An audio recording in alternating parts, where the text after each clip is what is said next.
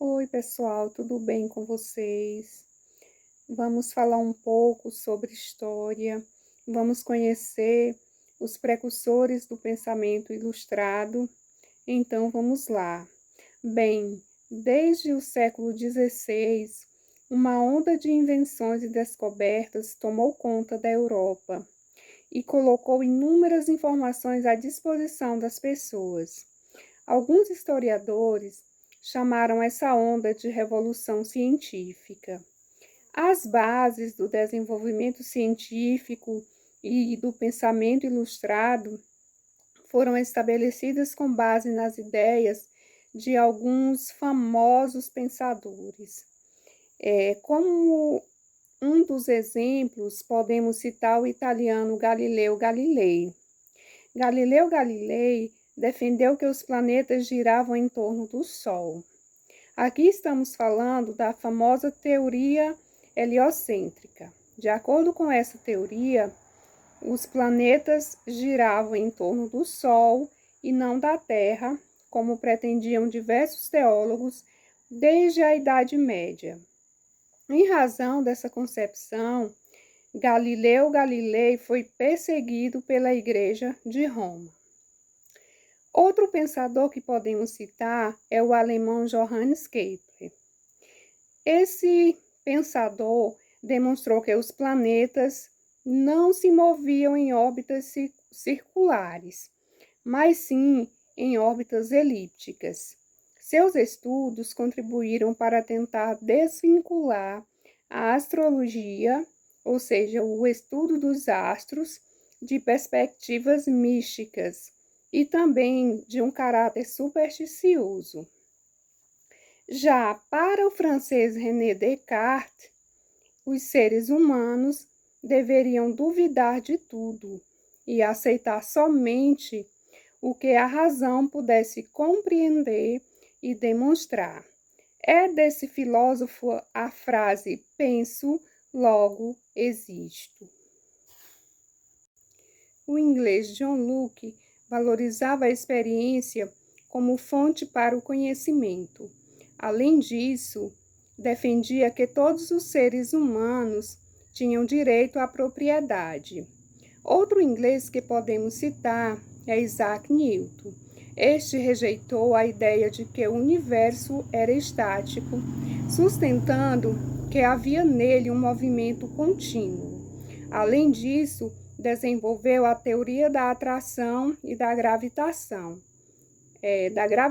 universal, a chamada teoria da gravidade, e diversas experiências com a luz. Podemos aprofundar esses conhecimentos estudando mais sobre o tema.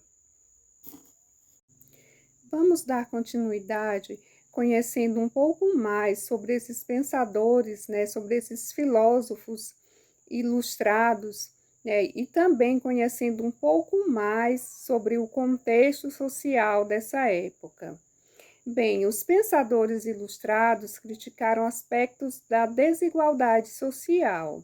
A sociedade da época, denominada Antigo Regime, dividia-se em 3 estados sociais. Esses estados eram o clero, a nobreza e o resto da população. Direitos e privilégios eram estabelecidos de acordo com a posição social de cada um. E aqui podemos citar alguns filósofos que criticaram os costumes dessa época. Voltaire, por exemplo, o Barão de Montesquieu, Jean-Jacques Rousseau, entre outros.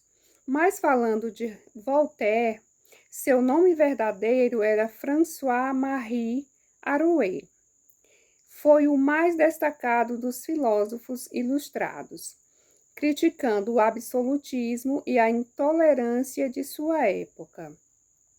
Por fazer duras críticas aos privilégios da nobreza e da igreja e por defender as liberdades individuais, Voltaire foi obrigado a se exilar na Inglaterra.